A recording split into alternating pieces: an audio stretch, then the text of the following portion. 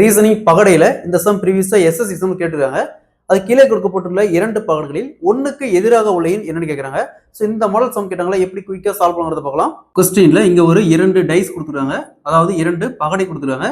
இதுல ஒன்னுக்கு எதிரா ஒன்னுக்கு ஆப்போசிட்டா என்ன எண் வரும்னு கேட்டிருக்காங்க. சோ எப்பவுமே இந்த மாதிரி 2 டைஸ் கொடுத்தா என்ன பண்ணும், ரெண்டுலயும் ஏதாவது ஒரு நம்பர் காமனா இருக்கும். சரி பாருங்க, இங்க 6 ரெண்டுலயுமே காமனா இருக்கு. 6ல இருந்து அப்படியே கிளாக் வைஸா ஃபர்ஸ்ட் இந்த டைஸ் எடுத்துக்காங்க 6, அதுக்கு அடுத்து என்ன வருது 4, அதுக்கு அடுத்தது 5. ஸோ அதே மாதிரி இந்த டைஸ் எடுத்துக்காங்க 6ல இருந்து அப்படியே கிளாக் வைஸ் ஃபர்ஸ்ட் 6, அடுத்தது 2, அடுத்தது 3. ஸோ 4க்கு ஆப்போசிட் கேட்டாங்களா 2, 2க்கு ஆப்போசிட் கேட்டாங்களா 4, அதே மாதிரி 5க்கு ஆப்போசிட் கேட்டாங்களா 3, 3க்கு ஆப்போசிட் கேட்டாங்களா 5. ஸோ நமக்கு தேவை 1க்கு ஆப்போசிட்டா என்ன எண் வரும்னு கேட்குறாங்க.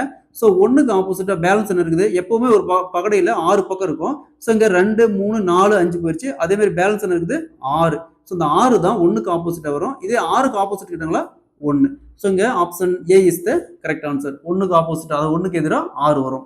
ஸோ அதே மாதிரி இந்த சம் பாருங்க, இந்த சம் ப்ரீவியஸா ஆர்ஆர்பி எக்ஸாம்பிள் கேட்டிருக்காங்க. பகடையில 2 பகடையில 6க்கு ஆப்போசிட்டா என்ன எண் வரும்னு கேட்குறாங்க. ஸோ இந்த சம்ம சால்வ் பண்ணி ஆன்சரை கமெண்ட்ல போடுங்க.